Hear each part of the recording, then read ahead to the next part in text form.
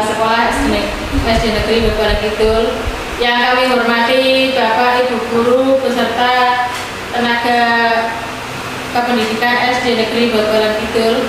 Pertama-tama marilah kita panjatkan puja dan puji syukur kita kehadirat Allah Subhanahu wa Ta'ala yang telah melimpahkan rahmat serta hidayahnya kepada kita semua, sehingga pada siang hari ini kita dapat berkumpul dalam keadaan sehat walafiat.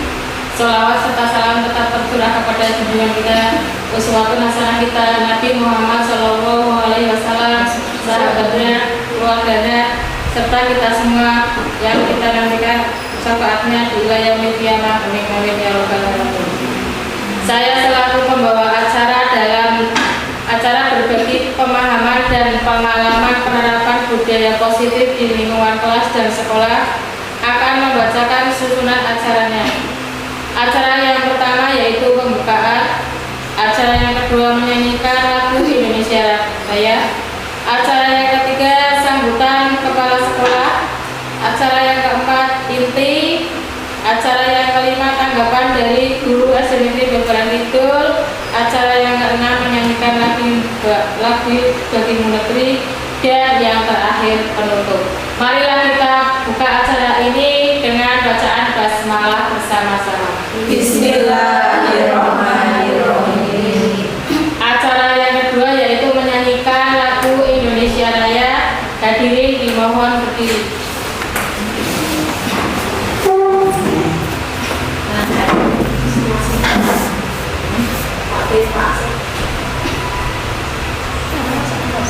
Hiduplah Indonesia Raya, Indonesia tanah airku, tanah tumpah darahku.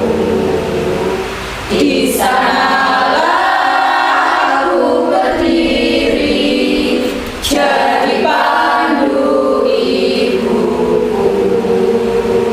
Indonesia kebangsaanku, bangsa dan tanah airku. Marilah kita berseru, Indonesia bersatu. Hiduplah tanahku, hiduplah negeriku, bangsaku, rakyatku semuanya. Bangunlah jiwanya, bangunlah badannya untuk Indonesia Raya. Indonesia Raya, merdeka, merdeka, tanahku, negeriku yang ku cinta. Indonesia Raya, merdeka, merdeka, hiduplah Indonesia Raya. Indonesia Raya, merdeka, merdeka, tanahku, negeriku yang ku cinta. Indonesia Raya, merdeka, merdeka, hiduplah Indonesia Raya. Jadi hiduplah Indonesia Raya, Indonesia tanah airku, tanah tumpah darahku. Di sanalah aku berdiri, jadi pandu ibuku. Indonesia kebangsaanku, bangsa dan tanah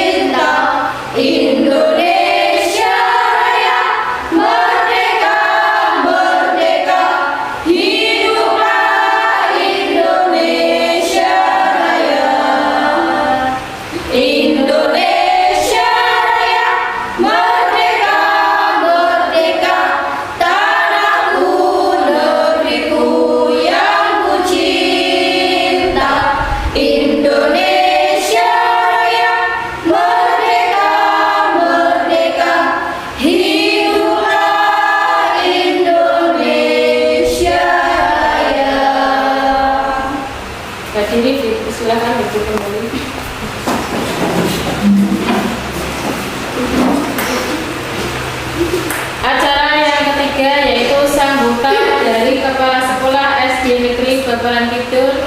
Kepada Ibu Dian Yulita kami persilakan. Assalamualaikum warahmatullahi wabarakatuh.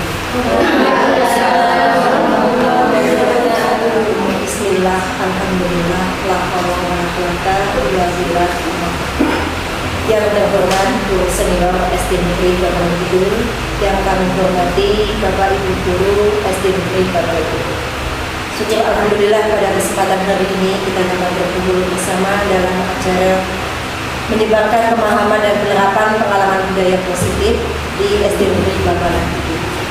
Yang kedua, salawat serta salam kita sambungkan kepada baginda Nabi Agung Muhammad SAW yang kita nantikan syafaatnya di yaumil akhir. Amin. Bapak Ibu yang saya hormati, pada kesempatan hari ini izinkan saya untuk menyampaikan beberapa hal yang berkaitan dengan menyebarkan pemahaman dan penerapan pengalaman yang akan nanti disampaikan oleh Ibu Nurul Hidayati. Mudah-mudahan apa yang nanti disampaikan oleh Ibu Nurul Hidayati ini dapat bermanfaat dan diterapkan di SD Negeri Babalan Kidul sehingga menjadikan murid SD Negeri Babalan Kidul ini murid yang benar-benar yang merdeka, yang mandiri dan bertanggung jawab ke depannya.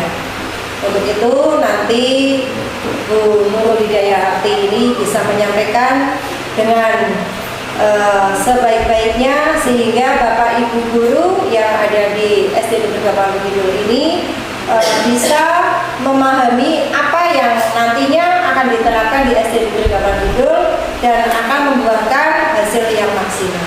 Sekian dari saya, Billahi Taufiq wal Hidayah. Wassalamualaikum warahmatullahi wabarakatuh. Waalaikumsalam warahmatullahi wabarakatuh.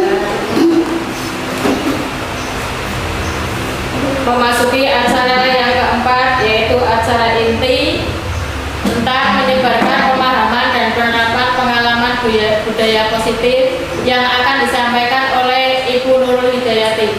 Kepadanya kami persilakan. Assalamualaikum warahmatullahi wabarakatuh. Waalaikumsalam warahmatullahi wabarakatuh.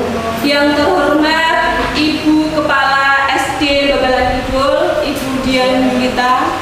Yang terhormat Bapak Ibu Guru SD Babalan Kidul. Puji syukur kehadirat Allah Subhanahu wa Ta'ala yang telah memberikan nikmat sehat sehingga kita dapat berkumpul dalam acara diseminasi menyebarkan pemahaman dan penerapan pengalaman budaya positif. Salawat serta salam kita haturkan kepada junjungan kita Nabi Agung Muhammad SAW. Semoga kita mendapatkan syafaatnya di yaumil akhir. Amin amin ya rabbal alamin. Bapak Ibu guru yang saya hormati, budaya positif. Apa yang terlintas di benak Bapak Ibu guru mengenai budaya positif? Budaya yang baik. Budaya yang baik ya, budaya yang baik. Iya. Di sini saya akan memaparkan mengenai budaya positif apa yang akan diterapkan pada siswa didik kita, ya. Nah, ini ada 8 konsep inti budaya positif. Yang pertama, perubahan paradigma belajar. Kemudian disiplin positif dan nilai-nilai kebajikan. Kemudian kebutuhan dasar manusia, motivasi perilaku manusia, posisi kontrol guru, keyakinan kelas, dan terakhir segitiga restitusi.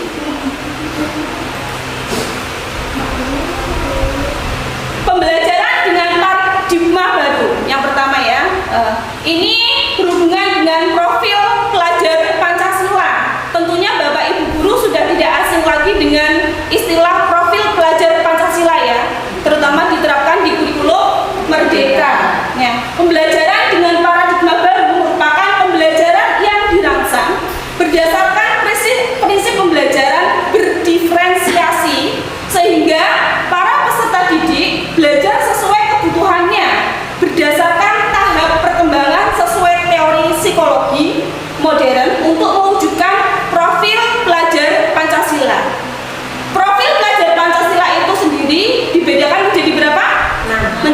6. Yang pertama, beriman, bertakwa kepada Tuhan Yang Maha Esa dan berakhlak mulia. Hal ini tentu sangat digambarkan ya apabila murid-murid panjenengan itu mempunyai karakter yang beriman, bertakwa kepada Tuhan Yang Maha Esa dan berakhlak mulia. Karena dasar dari semua pribadi seseorang itu dinilai dari keberimanannya dan akhlak mulia mereka. Tanpa mereka beriman dan bertakwa kemudian berakhlak mulia, maka sepintar-pintarnya seseorang itu tidak bermanfaat ya, yang paling utama itu. Kemudian yang kedua, berkebinekaan global. Berkebinekaan global ini berhubungan dengan apa? Dengan budaya yang ada di sekitar kita, kearifan lokal yang ada di sekitar kita. Jadi murid digali untuk mengenalkan budaya-budaya mereka ya, budaya yang seperti di Babalan Kidul ya. Budayanya apa?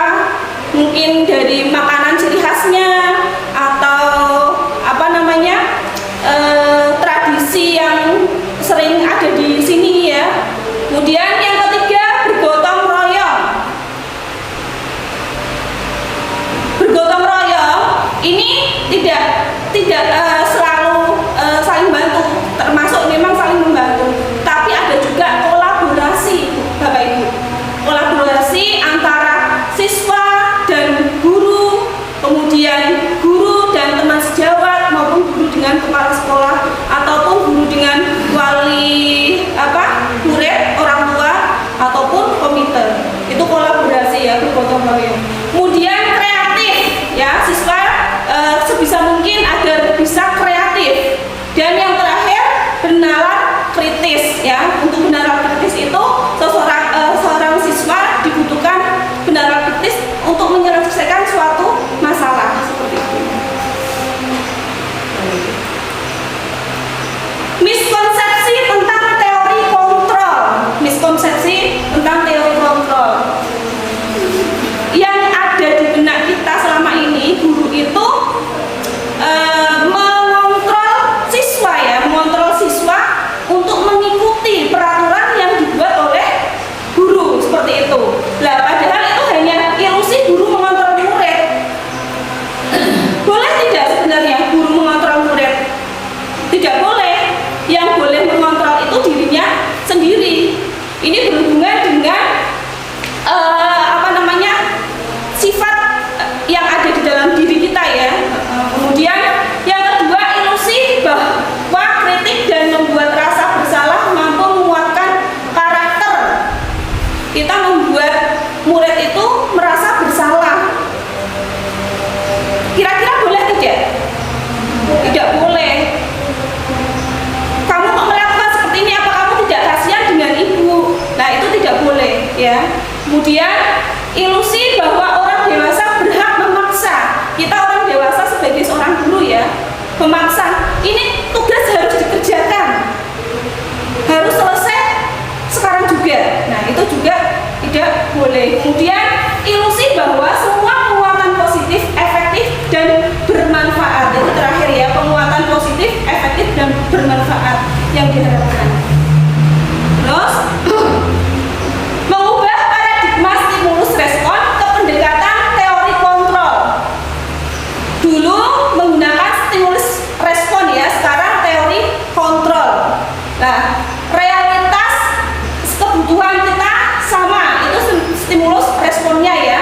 Kemudian teori kontrolnya, realitas kebutuhan kita berbeda. Pada waktu pembelajaran, guru menginginkan sesuatu ini itu yang benar itu yang A, tapi apakah murid-murid itu sesuai dengan yang guru katakan itu A? Bisa saja murid menjawab dengan B ya. Contoh kecil apa? Contoh kecil, ini ada meja ini bagus itu menurut guru. Apakah murid itu akan berpendapat seperti itu? Belum tentu ya kan. Jadi semua orang berhak untuk berpendapat. Kemudian yang kedua, semua orang melihat hal yang sama untuk stimulus respon. Dan setiap orang memiliki gambaran berbeda. Teori kontrol ini masih berhubungan dengan yang tadi. Setiap orang mempunyai perbedaan pendapat. Yang ketiga, kita mencoba mengubah orang agar berpandangan sama dengan kita pada stimulus respon. Teori kontrolnya, kita berusaha memahami pandangan orang lain tentang dunia. Ya, pada teori kontrol itu kita harus memahami pandangan orang lain.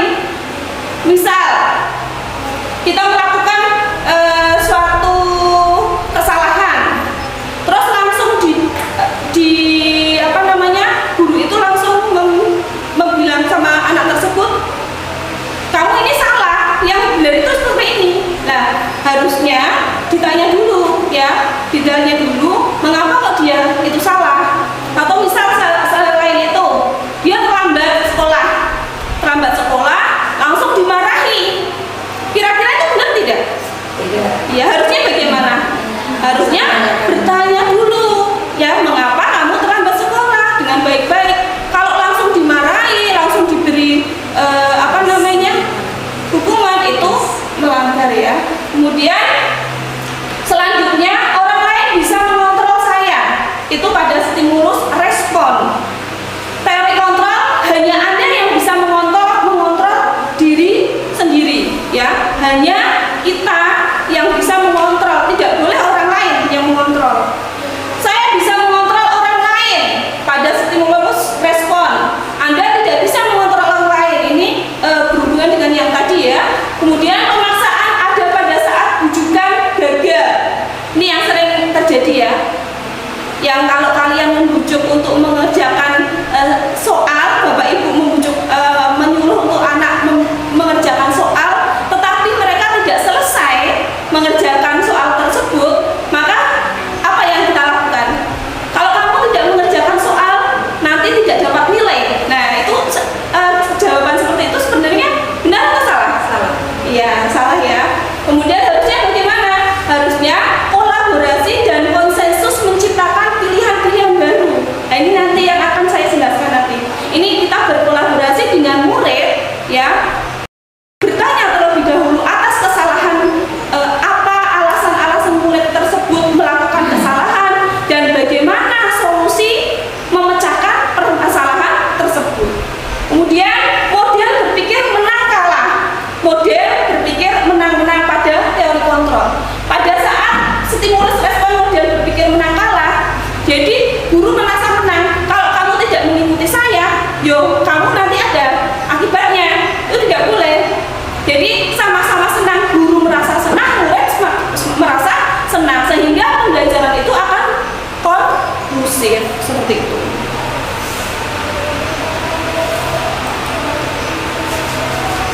Disiplin positif. Disiplin positif berarti di ingatan kita berarti aturan-aturan yang berhubungan dengan positif seperti itu, ya. Yang benar itu sebenarnya disiplin berasal dari kata disiplina yang artinya belajar. Jadi disiplin itu belajar, ya. Disiplin mengacu pada disiplin diri yang memiliki tanggung jawab terhadap apa yang dilakukannya berdasarkan nilai-nilai yang diyakini.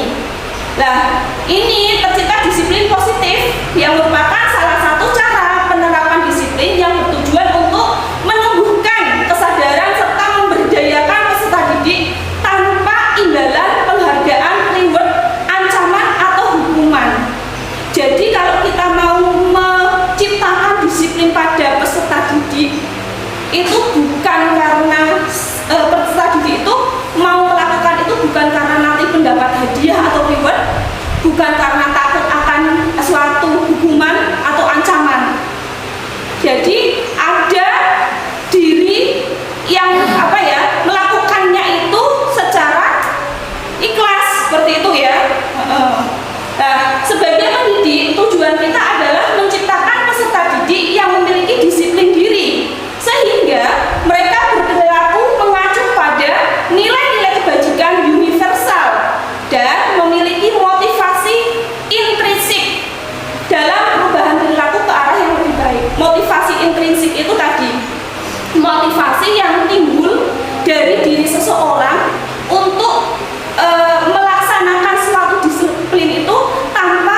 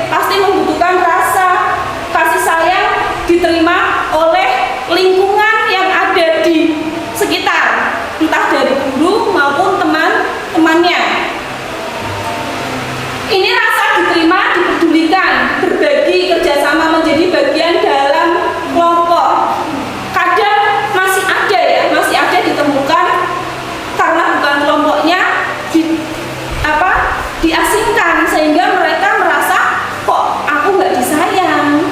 Apalagi kadang seorang guru ada yang milihnya ini lagi, kok aku nggak pernah dipilih ya, guru itu sayang sama aku tidak ya. Ada berpikiran seperti itu. Makanya di sini guru harus seadil-adilnya ya terhadap murid, tidak pilih-pilih murid ini yang disayang, murid itu yang tidak. Kalau ada faktor murid kok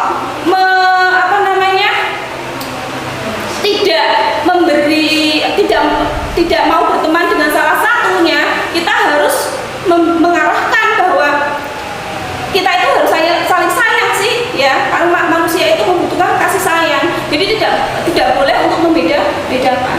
Kemudian penguasaan, harga diri, keinginan untuk dianggap, memimpin, berprestasi, diakui, didengar. Kira-kira kalau murid itu disuruh maju, kalau kalian Bapak Ibu guru itu bilang bagus, suara kamu sudah lantang, terus apalagi gambarnya sudah bagus, cara mewarnainya sudah rapi. Kira-kira murid seperti itu kan senang tidak? Senang pastinya ya. Kita saja kalau seperti itu kan juga senang ya, apalagi murid ya, murid anak-anak seperti itu dihargai, dia merasa dihargai. Kemudian kebebasan, mandiri, memiliki pilihan, mencoba hal baru, mampu mengendalikan arah dirinya. Dan yang terakhir, kesenangan, bermain humor, antusiasme, dan tertawa. Motivasi perilaku manusia. Tadi sudah saya singgung mengenai motivasi intrinsik. Jadi motivasi perilaku manusia itu dibedakan menjadi dua, Bapak Ibu. Ada motivasi ekstrinsik yang ada dalam luar, yang motivasi yang terdapat di luar, kemudian motivasi intrinsik yang ada di dalam diri manusia itu tersebut. Contoh motivasi ekstrinsik untuk menghindari ketidaknyamanan atau hukuman. Dia melakukan kedisiplinan tersebut karena takut dihukum. Ada sesuatu, berarti itu motivasi yang ada dari luar. Berarti dia disiplin, dia mengerjakan PR, dia datang tepat waktu. Itu karena dia takut kalau dihukum, takut kalau tidak mendapat nilai yang bagus. Nah, itu motivasi dari ekstrinsik ya.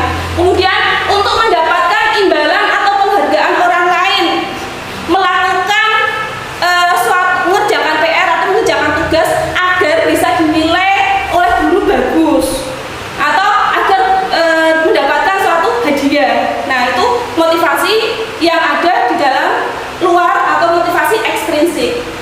Kemudian motivasi intrinsik itu untuk menjadi orang yang mereka inginkan dan menghargai diri sendiri dengan nilai-nilai yang mereka percaya.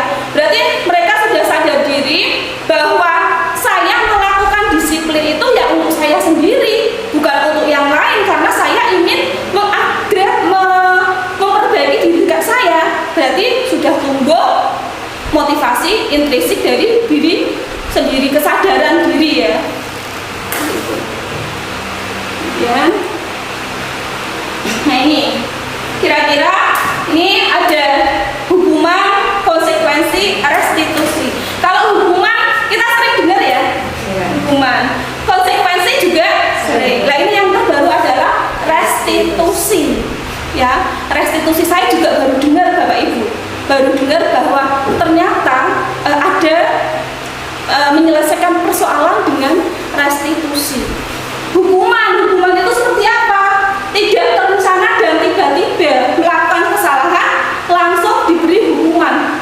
Kamu tidak mengerjakan PR, buat PR 100 kali. Nah, itu namanya hukuman. Kamu datang terlambat, silakan push up 10 kali. Itu hukuman. Boleh tidak kira-kira? Tidak boleh. Kemudian murid tidak tahu apa yang akan terjadi atau tidak dilibatkan pada hukuman itu, murid tidak tahu. Tiba-tiba yang tahu siapa? Ya yang menghukum siapa? Ya guru. Ya, seperti itu. Bersifat satu arah. Iya, bersifat satu arah karena yang mempunyai kuasa adalah guru. Murid tidak mempunyai kuasa berupa hukuman fisik atau psikis.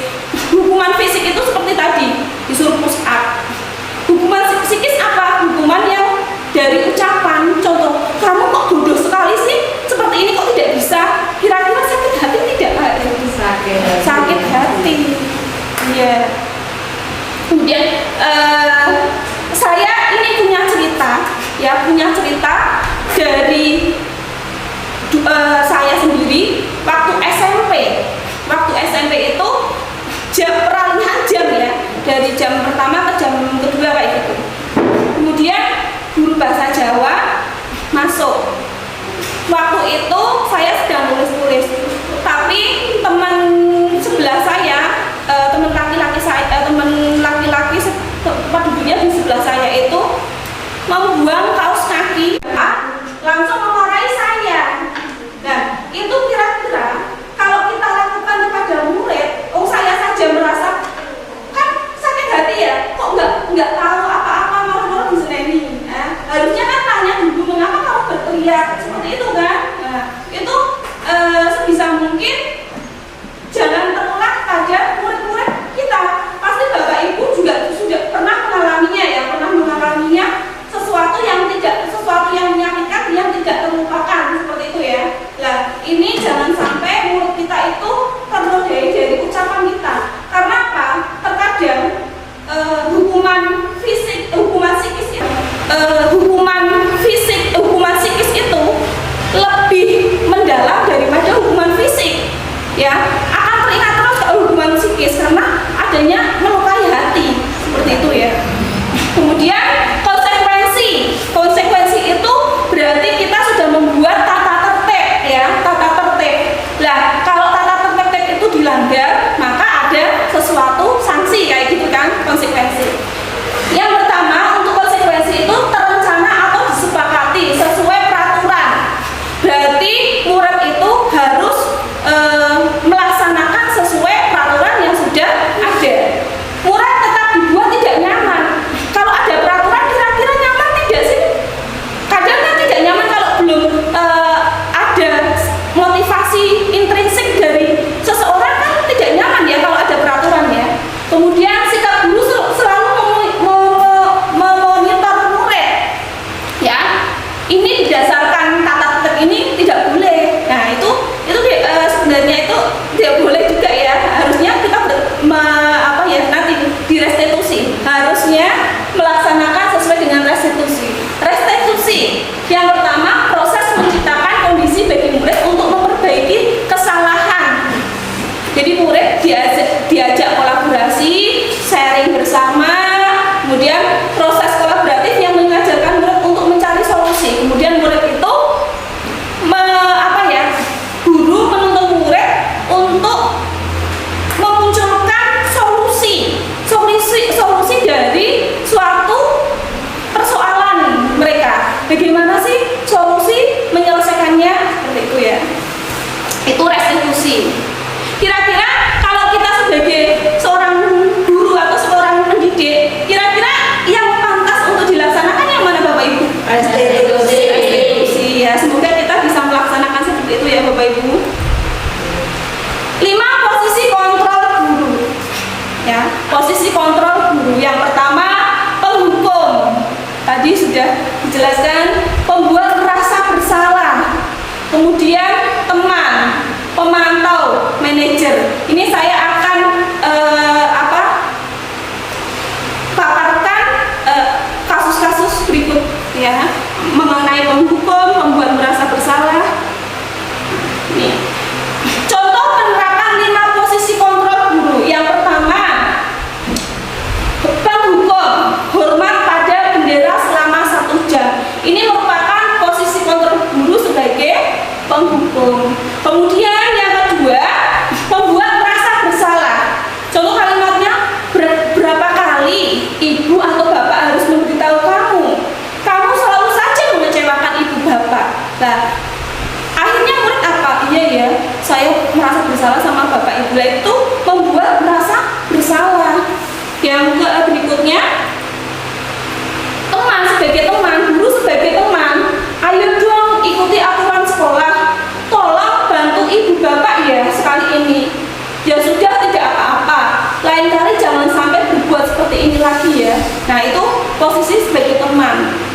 Kalau kita sudah menjadi teman, akhirnya terkadang mereka menyepelekan kita. Ada saatnya kita menjadi teman, tapi ada saatnya kita harus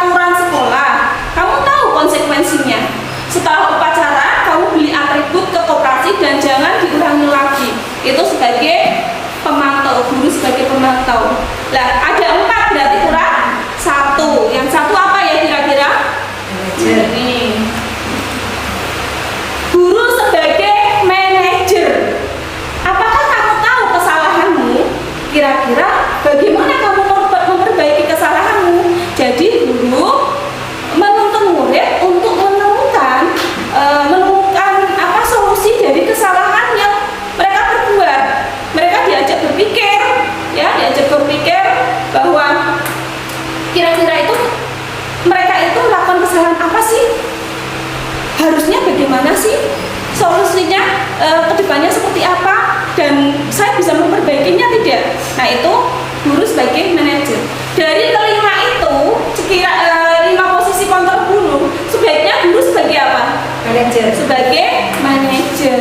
Kalau guru sebagai manajer, maka tidak ada yang tersakiti karena kita menjadi teman, menjadi pemantau, tetapi tidak menghakimi atau menuntut murid untuk melakukan sesuai yang kita inginkan. Coba. Ini saya punya beberapa pertanyaan ya. Saya minta Bapak Ibu guru, karena tadi sudah saya terangkan antara guru sebagai penghukum, guru sebagai teman, sebagai merasa bersalah tadi ya, dan sebagai manajer. Nah ini saya minta Bapak Ibu guru menjawab pertanyaan yang saya tayangkan. Saya kecewa sekali dengan kamu. Kira-kira ini sebagai apa ya? Membuat rasa bersalah, benar tidak ya? Ya, betul. Membuat merasa bersalah. Tepuk tangan. Kemudian kamu tidak pernah benar melakukannya. Kira-kira ini posisi kontrol apa ya? Kamu tidak pernah benar melakukannya. Siapa yang mau berpendapat?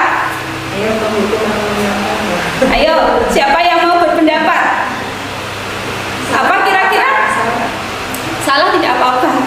Karena tidak ada yang salah dan benar, ini yang tepat atau tidak, seperti itu. Kira-kira apa? Kamu tidak pernah benar melakukannya. Apa? Penghukum, teman, merasa bersalah, manajer, penghukum. Coba ya jawabannya apa? Benar ya, penghukum. Tepuk tangan. Ini biar kita menjaga ucapan sebaiknya bagaimana kepada murid ya. Jadi Bapak Ibu sudah paham mengenai posisi kontrol. Selanjutnya, apa rencanamu untuk menyelesaikan masalah ini? Manajer, coba. Kira-kira benar atau salah? Betul. Tepuk tangan. Dan ayolah lakukan demi Bapak atau Ibu. Sebagai teman. Baik, coba ya jawabannya apa? Sebagai teman atau bukan? Ya, sebagai teman. Kalau ini apa? Kamu tidak pernah mendapat nilai jika tidak mengerjakan tugas. Sebagai apa? Tadi kan ada teman, penghukum, pemantau, manajer, apa? Pemantau. Coba ya. Iya betul. Ya, Bapak Ibu sudah paham mengenai 5 posisi kontrol ya. Apa saja tadi yang pertama? Penghukum. Yang kedua? Iya, merasa bersalah apa? Ya, yang ketiga? Teman. Yang keempat? Jadi ada 5 posisi kontrol yang diharapkan Bapak Ibu menjadi sebagai manajer ya, manajer bagi murid, manajer bagi diri sendiri. Mengapa saya katakan manajer bagi diri sendiri? Karena yang bisa mengontrol pikiran atau tindakan kita siapa lagi? Ya kita sendiri kan, tidak bisa orang lain mengontrol diri kita ya. Terus keyakinan kelas. Mengapa keyakinan kelas? Mengapa bukan peraturan kelas? Kira-kira ada yang tahu? Mengapa keyakinan kelas? Mengapa bukan peraturan kelas? Karena kesepakatan dari siswa dan guru. Iya, itu untuk Brownies itu tangan ya. Keyakinan kelas itu kesepakatan dari siswa dan guru yang dibentuk dari siswa dan guru. Kalau peraturan itu nilainya itu apa? Nilainya itu kalau peraturan itu seperti tata tertib, jadi banyak konsekuensi ya. Ya seperti itu. Jadi menggunakan meskipun dulunya mungkin peraturan ya, sekarang sudah keyakinan kelas, itu kesepakatan dari murid dan guru. Pembentukan keyakinan kelas, nanti ada videonya. Ini saya beri salah satu fotonya ya. Untuk membentuk keyakinan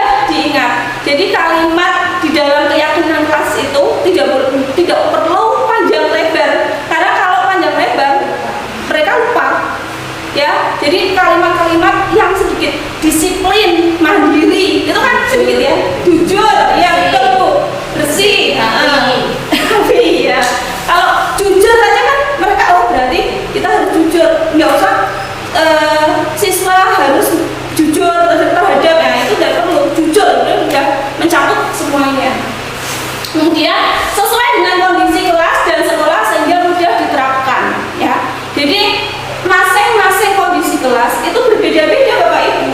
Di kelas saya mungkin berbeda dengan kelasnya Bu Lili, berbeda juga dengan kelasnya Bu Devi. Jadi ada keyakinan kelas yang dibentuk kesepakatan dari kelas itu masing-masing. Ada juga setiap pembelajaran ya, setiap pembelajaran membuat keyakinan kelas, karena keyakinan kelas itu bukan satu kali, tapi setiap pembelajaran pasti ada keyakinan kelas. Misal materi ini, kalian Bapak Ibu mau membuat keyakinan kelas seperti apa dengan muridnya, ya itu bisa jadi ya, bisa dibuat setiap pembelajaran. Kemudian untuk selanjutnya semua warga sekolah atau warga kelas dilibatkan saat membuat keyakinan kelas. Contohnya apa? Misal ini si A, si Andi, Bu, dia mengusulkan pendapatnya, tapi gurunya, aku sekolah nggak usah. Nah, itu kira-kira boleh nggak? Tidak boleh ya. Jadi harus netral, semuanya boleh, semua, karena keyakinan kelas itu yang melaksanakan ya yang ada di kelas tersebut ya. Kemudian segitiga restitusi, tadi sudah disinggung mengenai restitusi. Ini suatu proses dialog yang dijalankan oleh guru agar dapat menghasilkan murid yang mandiri dan bertanggung jawab. Pada segitiga restitusi itu ada tiga tahapan. Yang pertama menstabilkan identitas, yang kedua validasi tindakan yang salah, yang ketiga menanyakan keyakinan. Menstabilkan identitas berdasarkan prinsip membuat kesalahan adalah bagian dari proses pembelajaran. Contoh kalimatnya, berbuat salah itu wajar. Tidak ada manusia yang sempurna. Ibu atau bapak juga pernah melakukan itu. Ibu atau bapak tidak mau mencari siapa yang salah, tapi ibu bapak ingin mencari solusi dari permasalahan ini. Kamu berhak merasa begitu. Kira-kira itu adalah kalimat yang ada pada menstabilkan identitas ya. Kemudian validasi tindakan yang salah. Berdasarkan prinsip setiap pelaku berupaya memenuhi suatu kebutuhan tertentu.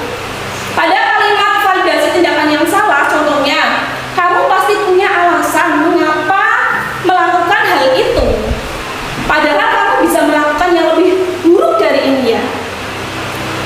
Kamu patut bangga karena telah melindungi sesuatu yang penting buatmu. Kemudian kamu melakukannya karena mempertahankan sesuatu yang penting bagimu. Itu kira-kira contoh kalimat pada validasi tindakan yang salah. Terus yang terakhir menanyakan keyakinan. Berdasarkan prinsip teori kontrol bahwa pada dasarnya kita termotivasi secara intrinsik ya, termotivasi secara intrinsik. Kalimat apa yang biasa digunakan? Apa keyakinan kelas kita? Jadi siswa diingatkan lagi keyakinan kelas yang telah dibuat sebelumnya. Misal siswa itu tidak jujur, berarti keyakinan kelas yang jujur kayak gitu kan, berarti dia melanggar keyakinan kelas yang jujur. Nilai-nilai apa yang telah kita sepakati bersama? Nah, itu diungkapkan. Siswa disuruh untuk mengungkapkan nilai-nilai tersebut. Seperti apa gambaran sebuah kelas yang ideal menurut kamu? Nah, siswa digali seperti apa sih kelas yang ideal itu? Nah, kemudian kamu ingin menjadi orang seperti apa? Itu merupakan kalimat-kalimat yang ada pada menanyakan keyakinan. Bapak Ibu, sebelum menutup, saya akan menayangkan keyakinan kelas dan nanti ada praktek segitiga restitusi.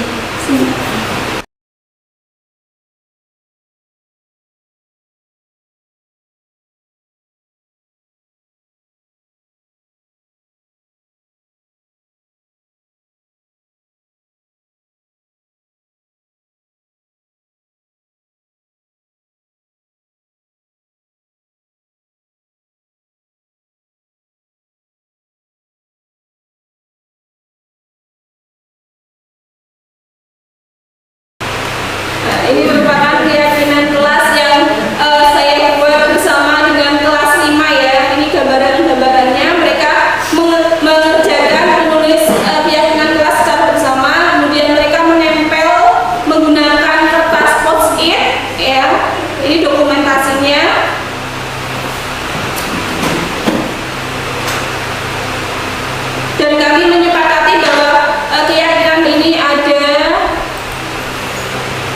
demonstrasi Selamat pagi Bu Nurul. Selamat pagi Levi. Ayo silakan duduk. Kamu tahu mengapa Bu Nurul memanggil kamu ke sini? Mungkin berkaitan dengan tugas ya Bu? Iya benar. Tapi kemarin masuk kan? Iya Bu, masuk, tetapi saya tidak mengumpulkan tugas. Levi, semua orang pernah melakukan kesalahan, termasuk Bu Nurul. Namun, setiap tindakan kita pasti ada alasannya. Kira-kira mengapa kamu tidak mengumpulkan tugas? Saya capek dan mengantuk Bu, soalnya semalaman saya main HP sampai larut malam. Akhirnya saat pelajaran jadi ngantuk. Kalau masih ingat, kira-kira yang kamu lakukan itu sudah sesuai dengan keyakinan kelas belum? Belum Bu, Kira-kira keyakinan kelas yang mana lagi? bertanggung jawab Bu. Nah, ternyata kamu tahu. Lalu, apakah kamu punya solusi untuk masalah ini? Iya Bu, pertama saya minta maaf karena tidak mengumpulkan tugas. Kedua, saya tidak akan tidur sampai larut malam. Ketiga, saya akan mengerjakan tugas dari Bu Nurul dan akan saya kumpulkan besok pagi. Baik, Bu Nurul apresiasi untuk tanggung jawabmu dan kamu boleh kembali ke kelas. Terima kasih Bu Nurul, permisi. Assalamualaikum warahmatullahi wabarakatuh. Perkenalkan, nama saya Hana Lavina. Saya senang sekali berdiskusi dengan Bu Nurul. Dari diskusi tersebut saya mendapatkan solusi untuk menyelesaikan masalah saya. Saya akan lebih bertanggung jawab lagi dalam mengerjakan tugas sekolah. Terima kasih. Wassalamualaikum warahmatullahi wabarakatuh. Assalamualaikum Bu Nurul. Waalaikumsalam warahmatullahi wabarakatuh. Debbie, ayo silakan duduk. Debbie tahu Bu Nurul memanggil ke sini untuk apa? Tahu Bu, mungkin karena saya tidak mengikuti ekstrakurikuler pramuka kemarin. Iya, Jumat kemarin kamu tidak ikut ekstrakurikuler pramuka kan? Iya Bu, maaf soalnya kemarin saya mengikuti ayah pergi ke Jogja. Wah, pasti itu sangat menyenangkan ya Debbie. Bu Nurul juga pasti senang apabila diajak piknik. Namun, apakah yang kamu lakukan sudah sesuai aturan sekolah? Belum Bu, soalnya saya tidak ikut ekstrakurikuler pramuka tanpa izin. Kamu masih ingat dengan keyakinan kelas kita? Kira-kira apa keyakinan yang belum kamu terapkan? Tertib mengikuti kegiatan sekolah Bu. Nah, kira-kira apa yang bisa kamu lakukan agar kamu bisa menerapkan apa yang sudah kamu yakini? Saya minta izin terlebih dahulu kepada pembina pramuka. Mungkin ada yang lain? Saya mengikuti ekstrakurikuler pramuka terlebih dahulu sebelum mengikuti ayah pergi ke Jogja. Nah, berarti kamu sudah paham bahwa kita harus tertib aturan sekolah ya? Ya Bu, insya Allah saya akan lebih tertib kembali. Terima kasih Debbie, silakan kamu boleh kembali ke kelas. Ya Bu, permisi. Assalamualaikum warahmatullahi wabarakatuh. Perkenalkan, nama saya Biusnikia Kolbi. Saya sering dipanggil Debbie. Saya sangat senang sekali berdiskusi dengan Bu Nurul berkaitan tentang tata tertib ekstrakurikuler pramuka. Dengan adanya diskusi tersebut, saya akan semakin giat berangkat ekstrakurikuler pramuka. Terima kasih. Wassalamualaikum warahmatullahi wabarakatuh. Restitusi ya. Restitusi. Selamat pagi Bu Nurul. Selamat pagi Levi. Ayo silakan duduk. Kamu tahu mengapa Bu Nurul memanggil kamu ke sini? Mungkin berkaitan dengan tugas ya Bu? Iya benar. Tapi kemarin masuk kan? Iya Bu, masuk, tetapi saya tidak mengumpulkan tugas. Levi, semua orang pernah melakukan kesalahan, termasuk Bu Nurul. Namun, setiap tindakan kita pasti ada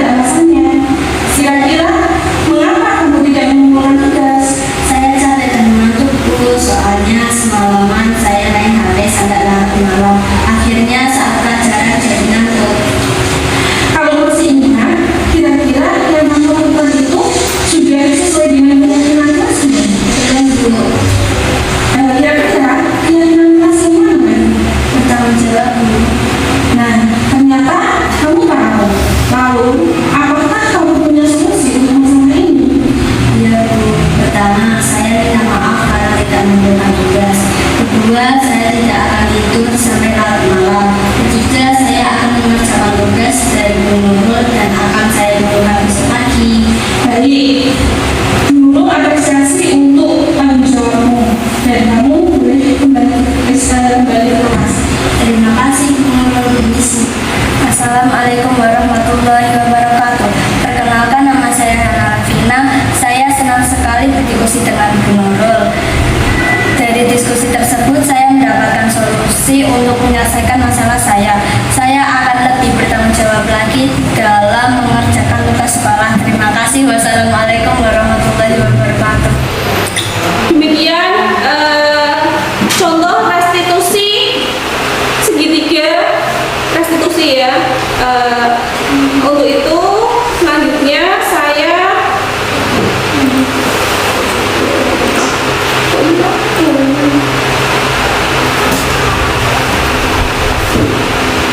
yang saya paparkan tadi sudah cukup. Kemudian saya akan memaparkan penutup ya. Dalam penerapan program disiplin positif, hendaknya guru memiliki standar kepribadian profesional dan sosial yang baik, di mana guru mampu merefleksi dirinya dalam posisi kontrol saat ini. Bagaimana perjalanan dirinya sebagai amok atau manajer yang menuntun murid-muridnya menjadi insan yang mandiri, merdeka, dan bertanggung jawab standar nasional pendidikan. Terima kasih Bapak Ibu Guru. Demikian paparan presentasi dari saya. Saya ucapkan terima kasih. Saya minta maaf kalau ada kesalahan dari saya. Wassalamualaikum warahmatullahi wabarakatuh. Terima kasih. Semoga apa yang telah disampaikan oleh Ibu Nur Hidayati bermanfaat bagi kita semua. Untuk acara selanjutnya yaitu tanggapan dari Guru SD Negeri Babalan Kidul yang akan disampaikan oleh Ibu Ramunis. Kepadanya kami persilahkan.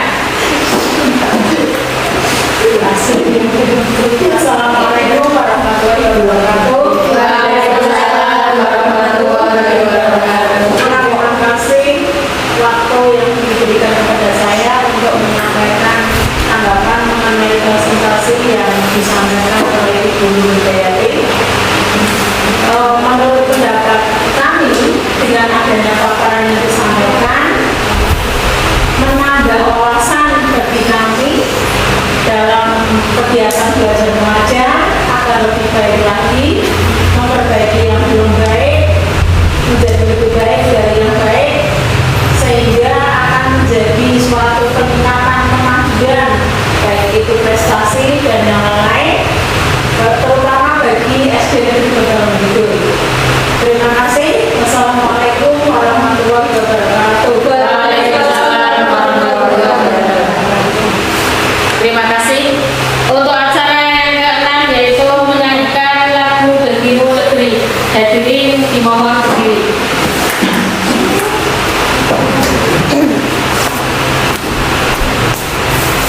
Bagimu negeri, jiwa raga kami untuk buat kita.